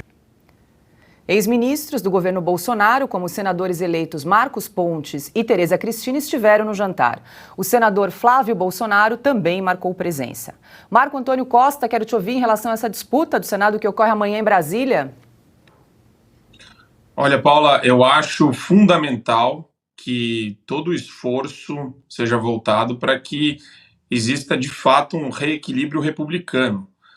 O que existe aqui é uma sanha autoritária de pessoas no executivo que têm o interesse de aniquilar opositores, de silenciar pessoas que se contrapõem a eles no plano das ideias, no plano acadêmico, no ambiente escolar. Quer dizer, a gente vive, do ponto de vista de guerra cultural, uma assimetria abismal entre conservadores e essas militâncias que estão super estruturadas e infiltradas no nosso tecido social. Mesmo que uma boa parte dos brasileiros, né, se considerem ou sejam conservadores na defesa de princípios e valores conservadores, você percebe que o establishment, o sistema, a imprensa, o ambiente educacional, ele foi dominado por isso. E o governo, principalmente o petista no poder, eles são muito eficientes em trabalhar com figuras de linguagem. É a criação da Procuradoria de Defesa da Democracia. E você tem que ter alguém nesse ambiente que consiga, ao menos, travar pautas totalmente antidemocráticas que têm essa embalagem democrática, porque eles perceberam isso, né? Você embala com democracia, eu posso passar tudo o que eu quiser, por mais autoritário, ditatorial, despótico que seja. Então, é importante que a eleição do Marinho aconteça no sentido exatamente de tentar restabelecer algum tipo de rito em termos de ordem da casa, dos processos legislativos da casa, e também para tentar fiscalizar o judiciário, que deve ser objeto de fiscalização pelo Senado, constante, e se imiscuir no papel, de fato, de fazer essa fiscalização de maneira efetiva, séria, constitucional, e, ao mesmo tempo, do próprio Poder Executivo, das nomeações que são feitas para as embaixadas, os próprios ministérios, para que você consiga, pelo menos, restabelecer um pouco. A gente caiu numa espécie de túnel do tempo. Eu não consigo acreditar que a gente está no dia 31 de janeiro e a quantidade de pautas extremistas que já foram aventadas e que querem ser objeto de institucionalização pelo PT é meio inacreditável. Então, o Marinho, na presidência do Senado, vai servir sim a um papel de restabelecimento de algum reequilíbrio republicano. Ana, quer acrescentar uma informação? Eu queria sim, Paula, só trazer aqui para a nossa bancada que o brasileiro tem tanto pratinho para rodar, né, no cenário político, tanta coisa para prestar atenção, para estudar, para debater, e a gente não pode esquecer de nenhum pratinho, né? Tem que ir ali, dar uma rodadinha nele, senão ele acaba caindo e quebrando. E eu acho importante, dentro desse contexto macro, é claro que a curto prazo, a curtíssimo prazo, talvez nenhuma medida seja mais importante do que a eleição do presidente do Senado, claro. Mas num contexto, eu não diria a longo prazo, mas até a médio prazo, a gente continuar com esse debate e também fazer pressão nos nossos parlamentares, é a discussão de outras medidas dentro do contexto político que que não deixe todos os nossos ovos em cima, dentro de uma cesta só. E aí eu trago, para ilustrar o meu comentário, um tweet do deputado Luiz de Orleans e Bragança, Luiz Felipe, que ele diz o seguinte: os freios e contrapesos entre os poderes não deveriam depender das pessoas que ocupam os poderes. A saída é mais gatilhos legais e referendos populares para frear as falhas dos maus. Como não temos sempre, aguardamos longamente por uma nova eleição que traga os bonzinhos. Eu falo isso porque o deputado também ele propõe, dentro de um projeto de uma reforma política, o próprio recall, por exemplo. A gente não pode estar sempre esperando que um homem, o presidente do Senado, seja a única ferramenta para qualquer desmando do Poder Judiciário, por exemplo, vindo do Supremo Tribunal Federal, de algum ministro específico. Então, nós precisamos trazer essas ferramentas de ação política mais para perto do cidadão. O voto distrital é outro ponto que nós temos que continuar discutindo de maneira enfática para que isso aconteça no Brasil no médio e longo prazo, senão a gente pode trocar aí os parlamentares da Câmara e do Senado, que nós vimos que nos últimos 2 anos, mesmo diante das inconstitucionalidades cometidas por alguns ministros, nenhum pedido de impeachment foi sequer cogitado de ser debatido no plenário do Senado, e isso a gente precisa mudar. Augusto, eu quero te ouvir em relação a esse assunto, mas antes eu gostaria de acrescentar 2 informações. Primeiro, uma que chegou agora há pouco, que o MDB formalizou apoio à reeleição de Rodrigo Pacheco para a presidência do Senado Federal, e também o senador eleito e ex-ministro Sérgio Moro declarou no Twitter em quem irá votar para a presidência da casa. Disse, abre aspas, apoiarei Rogério Marinho, nada contra o senador Rodrigo Pacheco. Meu voto será a favor da oposição firme ao governo do PT. Em outro trecho, registrou admiração ao senador Girão, a quem considera um estimado amigo, mas considera que Marinho tem melhores condições de construir a maioria. E aí, Augusto? Olha, acho normal. O próprio Girão, o senador Girão disse na entrevista que ele concedeu a nós aqui, disse que quem fosse o menos votado apoiaria na segunda rodada o outro. Então, eu acho até que o senador Girão pode desistir da candidatura ainda na primeira rodada, né, no primeiro turno. Olha, pela primeira vez existe, em algum tempo, né, existe a possibilidade de o Senado eleger um presidente gauche, né, não esperado aí. Sempre, quando a eleição se aparecer, tem sempre um franco favorito. Desta vez, não. Eu procuro não confundir aí o que pode acontecer com o meu desejo. É evidente que eu torço para que o Pacheco seja substituído, porque a reeleição dele significa que o Senado vai continuar sendo presidido por um homem que fica de joelhos o tempo todo. Ele abriu mão de atribuições do presidente do Senado e fez com que o Senado tivesse confiscadas aí atribuições que são, segundo a Constituição, próprias, né, dos senadores. Acho que isso pode acontecer sim. O quadro mudou no Senado com a eleição de vários senadores de oposição agora, né, que são contrários ao governo do PT e ao Pacheco, o comportamento dele. Me parece que esses senadores votarão no Rogério Marinho, mas ele está discursando para os outros senadores, tá? Os que podem surpreender o Pacheco, né? Que acha que será reeleito, mas a diferença me parece pequena. O Pacheco foi eleito pelo Alcolumbre. O Alcolumbre é ele, ponto final, ali foi simples. Embora, era o Renan, né, o adversário. O Renan seja um homem poderoso no Senado e tal, o Alcolumbre estava forte, por ter sido presidente ali durante 2 anos. Desta vez o apoio do Alcolumbre atrapalha.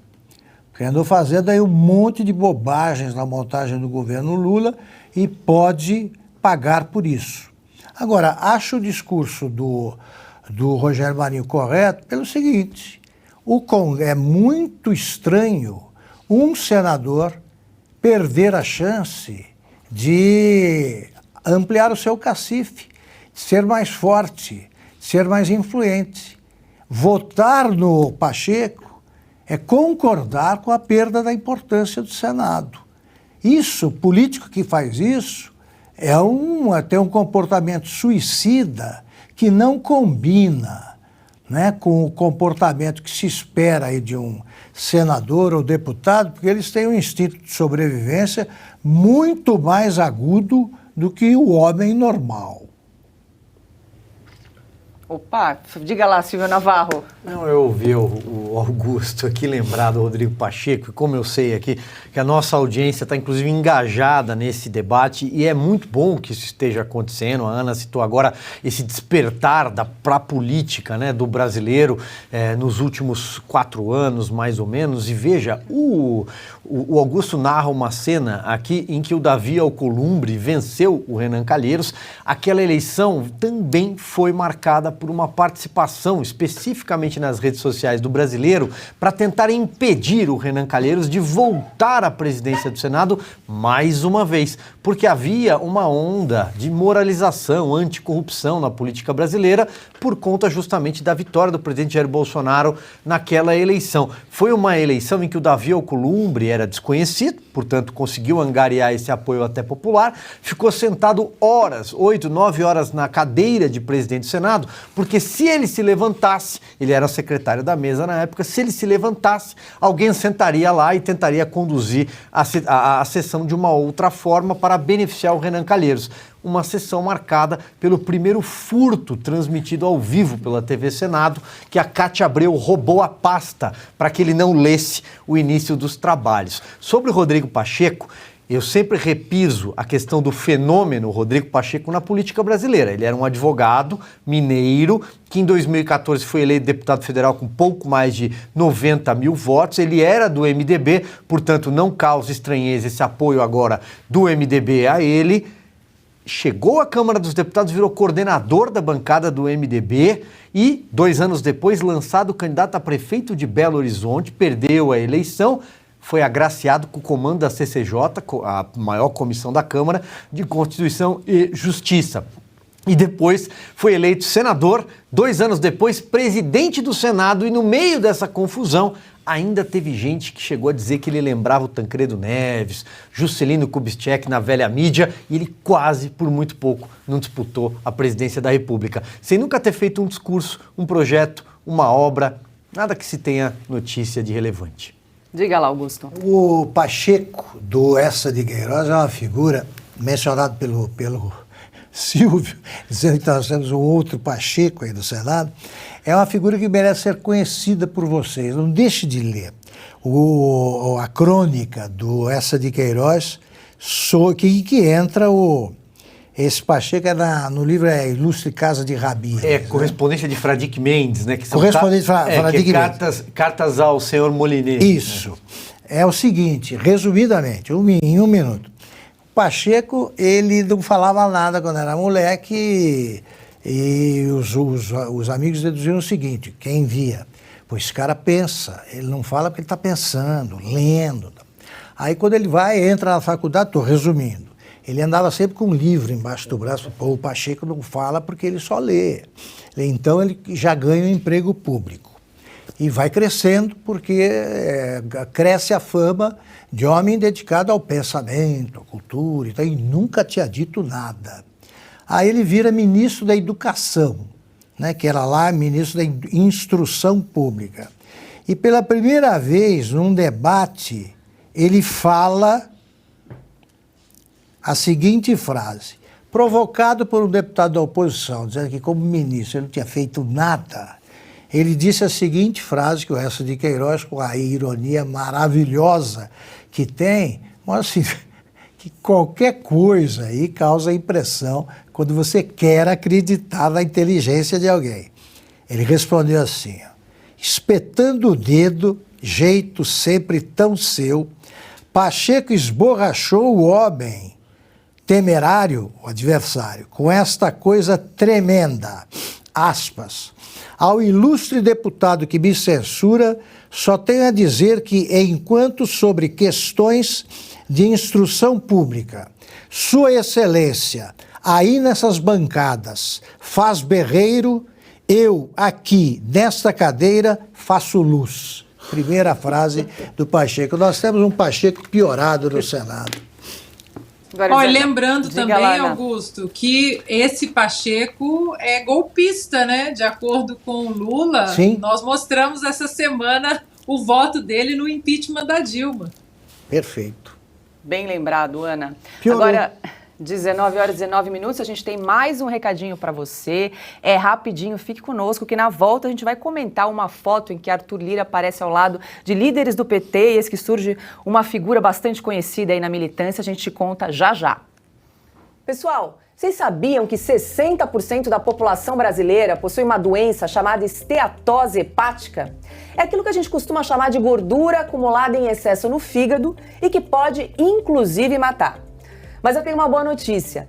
Esse problema de gordura no fígado tem solução e de forma natural. É isso mesmo, Lívia? É isso mesmo, Paulo. Um prazer estar aqui. Muito obrigada. E olha, quero dizer para você que tem solução sim. Existem 3 tipos de esteatose hepática: medicamentosa, alcoólica e não alcoólica. E é essa que preocupa. Primeiro, você precisa entender que você é aquilo que você come. Se o colesterol está alto, quer dizer que é muita gordura que está no seu sangue. Se você não cuidar, você corre o risco de ter até um infarto, tá? O resultado de quem usa o Liquiflora é nítido. Esses níveis vão se regulando, você evitará infarto, AVC e a própria cirrose. Além disso, você usando o Liquiflora, o seu intestino fica mais saudável. O fígado vai ficando limpinho, você não terá cirrose, nem dor de cabeça e nem aquela sensação de acordar com ressaca. É por isso que ele hoje é o produto mais procurado do Brasil. A partir dos 14 anos já pode fazer uso, porque é um produto 100% natural, sem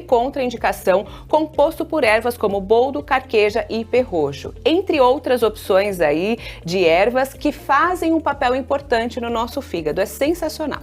E Lívia, conta pra gente, tem alguma promoção especial para quem tá acompanhando a gente agora? Com toda certeza. Ligue agora no 0800 020 1733 que você vai comprar o kit do Liquiflora com 40% de desconto. E esse é um desconto exclusivo para quem está assistindo a gente. O frete para você é grátis e ainda tem presentão. Comprou o kit, você leva, ó, melatonina para ter um sono de qualidade, que a gente pensa nisso também, viu? Isso é importante. Então vou repetir aqui, 40% de desconto e presentes da Oiti. Ligue agora no 0800 020 1733. E de olho na reeleição, Arthur Lira, presidente da Câmara dos Deputados e candidato a um segundo mandato, procura aproximar-se de adversários recentes. Ele se encontrou com líderes do PT, como mostra essa foto, em que Lira discursa ao lado de figuras como Maria do Rosário, Paulo Teixeira e Zeca Dirceu, líder do PT na Câmara. Um pouco mais atrás, de camisa azul, aparece José Dirceu, ex-guerrilheiro, ex-ministro de Lula e ex-líder do PT. Nós resgatamos um vídeo em 2019, depois de encerrar uma temporada na cadeia.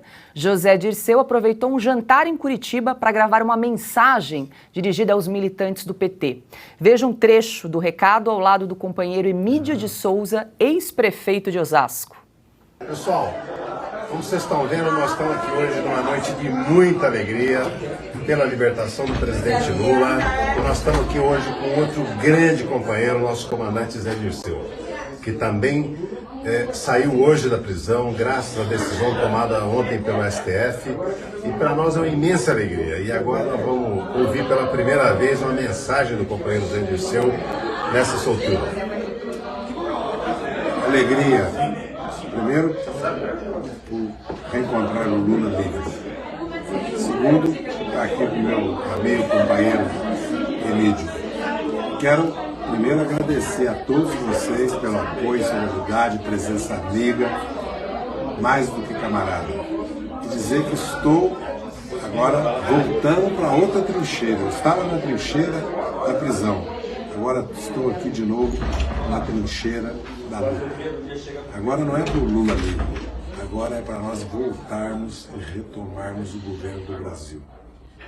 Para isso nós precisamos deixar claro o que nós somos. Nós somos petistas de esquerda e socialista. Nós somos tudo o contrário do que esse governo está fazendo. Uma boa noite para vocês, viu? Zé, antes do boa noite, você pode dizer o seguinte: você vai estar no Congresso do PT? Estarei lá. Silvio Navarro, você que é expert aí nessa figura, inclusive escreveu um artigo para a Revista Oeste, lá na edição 97 nós resgatamos esse vídeo, que estava inclusive no seu artigo. Comente aí essa cena de José Dirceu de volta e a cena do crime. Primeiro a foto, né? Você mostrou uma foto agora há pouco, uma reunião ali dos novos deputados do PT, aí você vê lá, estava o Paulo Teixeira, a Maria do Rosário, eu vi também ali, olha lá, o Arlindo Chinaglia, o Rui Falcão ali no fundo, né? Olha, e o Zeca Dirceu, que é o filho do José Dirceu, será o novo... Não é um dado biográfico, é uma acusação. Filho de José Dirceu. Pois é, e é o novo líder dessa bancada do PT. Agora, quando você vê essas caras, você vê justamente o retrato de um velho Brasil, né? Um Brasil que a gente imaginou em algum momento que a Lava Jato havia varrido para sempre da nossa história política, mas que infelizmente eles estão aí, todos aí, envelhecidos, mas inclusive com as ideias velhas, e é disso que se trata. E o José Dirceu, nessa foto, só prova uma coisa, de que o PT já não esconde mais o José Dirceu. Esse é o grande ponto. Ele passou anos agindo nas engrenagens, nas sombras, atuando em uma eleição aqui, uma eleição ali, sempre tentando colocar aquela mão pesada dele na máquina do PT que ele preparou para a eleição do Lula 1. Ele comandou o projeto de poder do PT com Duda Mendonça e companhia em 2002. Então o Dirceu está de volta e a foto fica para registro histórico de que, de fato, voltamos. E aí, Augusto? Agora, não encontra uma vaga para ele no ministério, né? Ele já foi o capitão do time do Lula. Né? Segundo Lula, foi caçado injustamente. É o guerreiro do povo brasileiro, segundo os militantes. Bota na Casa Civil, né? Tem de reparar essa injustiça. O Zé Dirceu perdeu todas, é o comandante que perdeu todos os combates, com exceção da eleição que ele realmente coordenou, da campanha, que ele realmente coordenou em 2002. Aí começou a fazer bobagem, foi caçado e fica dando declarações que só mostram que a cabeça dele está estacionada em outro século, né? Como bem lembrou o Silvio Navarro. E eu só digo o seguinte, para os que chamam de comandante Zé Dirceu, uma tropa comandada pelo guerrilheiro de festim Zé Dirceu só consegue matar de rir e matar de vergonha os seus integrantes. Augusto, eu quero resgatar um trecho de um texto que você também escreveu aqui para a Revista Oeste, intitulado Retrato 3x4, não autorizado de José Dirceu. Você diz o seguinte: aos 75 anos, o homem que poderia ter sido e não foi tanta coisa, perdeu todas, perdeu quase tudo, mas não perdeu a pose. Tem uma biografia a preservar, vive recitando. José Dirceu, como também colecionou casamentos, deve-se deduzir de que de vez em quando alguma mulher enxerga uma biografia a preservar no alentado prontuário a esconder. Esse belíssimo artigo você encontra na Revista Oeste, junto também com o artigo de Silvio Navarro. E aqui a gente faz um convite a você que está nos acompanhando, gosta do conteúdo da Revista Oeste, mas ainda não é assinante. É só entrar no site, digitar revistaoeste.com/assine, seguir um passo a passo, é bem simples. Ou então apontar a câmera do seu celular para esse QR Code que está aparecendo aí na tela, para acompanhar esses textos que nós estamos comentando aqui ao longo do programa Oeste Sem Filtro e outros textos dos melhores jornalistas do Brasil. Toda sexta-feira, uma edição digital exclusiva é lançada no site da Revista Oeste. Lembrando que a gente não aceita financiamento público, por isso a sua assinatura ajuda a financiar projetos como o Oeste Sem Filtro, Estúdio Oeste, Oestecast, As Liberais e todo o nosso time de jornalistas independentes. Por isso, a gente convida você que está nos acompanhando, se inscrever na plataforma do Rumble e também assinar a Revista Oeste para acompanhar esse texto. Está belíssimo, Augusto. É um texto da nossa edição 04, lá do início. Vamos escrever a biografia não autorizada dele, porque a biografia oficial que ele lançou, eu até escrevi sobre dizendo o seguinte: vale tanto quanto o biografado, nada. Augusto, um detalhe, né? Eles perderam a vergonha de ser chamados de corruptos. Você vê o ex-prefeito de Osasco, é o Emídio, naquele vídeo. Da prisão. E eles dizem assim, está aqui, acabou de sair da prisão. Eles falam de boca cheia, ele acabou de sair da cadeia. Depois eles se deixam fotografar ali com o Zé Dirceu. Eles não têm vergonha, né, de ser fotografados com o Zé Dirceu. Ana, quer comentar o assunto? Olha, como já estamos aí para finalizar, quase lá para a nossa despedida do programa de hoje, eu vou me despedir, então, puxando aí o passado, né, da série A Internet Não Esquece, A Internet Não Perdoa. Tá no ponto aí, Cris? A minha decisão se baseia no entendimento de uma parte considerável da comunidade jurídica brasileira, inclusive da respeitadíssima Ordem dos Advogados do Brasil, em respeito ao meu glorioso histórico PMDB de Minas Gerais e, sobretudo, em razão da vontade, uma vontade manifesta, clara e sincera do povo de Minas, terra de Tiradentes, e de todos os brasileiros, o meu voto é sim. Tá aí, vou roubar a frase do Silvio. Eles não têm vergonha na cara. E não vão ter. Esse vídeo a gente encerra, então, mais uma edição do programa Oeste Sem Filtro. Muito obrigada pela sua companhia. Quero começar me despedindo do nosso convidado especial aqui, Marco Antônio Costa. Muito obrigada pela sua participação aqui no programa de hoje. Obrigado a todos da bancada. Amo estar na presença de vocês. Admiro demais o trabalho da Revista Oeste. E para mim é uma honra estar na presença de pessoas tão ilustres e queridas. Silvio Navarro, amanhã vai chegar o dia aí da eleição, Senado e Câmara. Estaremos atentos, site da Revista Oeste, a fazer uma cobertura ostensiva.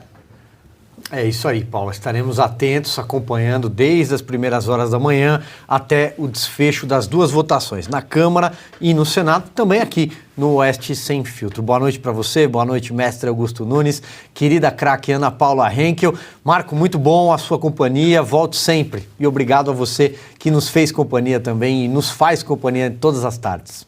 Ana, acho que não me despedi, né? Quero dar boa noite aí a você. Boa noite, nossa âncora maravilhosa. Muito boa noite, Marco. Obrigada pela companhia hoje aqui com a gente. Craque Silvio Navarro, meu mestre Augusto Nunes, e muito boa noite à nossa audiência maravilhosa. Até amanhã. Augusto Nunes, boa noite. Boa noite, Paula, nossa chefe, meu irmão Silvio Navarro, minha querida parceira Ana. Boa noite, Marco, muito obrigado, seja sempre bem-vindo aqui. Boa noite à nossa audiência, quem nos acompanhou até agora. E queria mandar uma boa noite especial ao nosso Fiuza. Volte quando quiser, ou quando puder, meu irmão Fiuza. Estamos aqui guardando o seu lugar. Augusto, acho até que valeria a gente, porque algumas pessoas no chat perguntaram, né, do Fiuza, da gente ler novamente o comunicado dele, tá aí fácil com você? Vou achar rapidinho. É esse aí, ó, esse aqui, esse, né, que tá virado, este. Aqui? Isso. Bom, vale a releitura. Claro. Do comunicado do Guilherme, que foi publicado no nosso site. Meus valiosos parceiros, Augusto Nunes, Ana Paula Henkel, Silvio Navarro, Paula Leal e grande nação Oeste. Saudade de todos. Resolvi enviar a vocês esta rápida nota para dizer que o nosso amor é eterno e para agradecer à direção da Oeste por estar sempre ao meu lado. Depois das férias, sigo tratando de questões judiciais que não são compatíveis, ao meu ver, com a minha participação no Sem Filtro neste momento. E estou feliz por ver o grande sucesso do programa. Aproveito para fazer um pedido a vocês. Alertem, por favor, a nossa maravilhosa audiência de que não estou me pronunciando em nenhuma rede, por nenhum canal ou perfil. Os que usam o meu nome prejudicam a minha busca pela clareza e pela verdade. Obrigado a todos e bom trabalho. Guilherme Fiuza. Com isso, a gente se despede do programa Oeste Sem Filtro. Lembre-se de fazer a inscrição aqui no nosso canal do Rumble, deixar o seu comentário, deixar o seu like. E logo mais, às 8h30 da noite, acompanhe aqui no canal As Liberais. A convidada de hoje é a economista Ariane Benedito. Uma boa noite e até amanhã.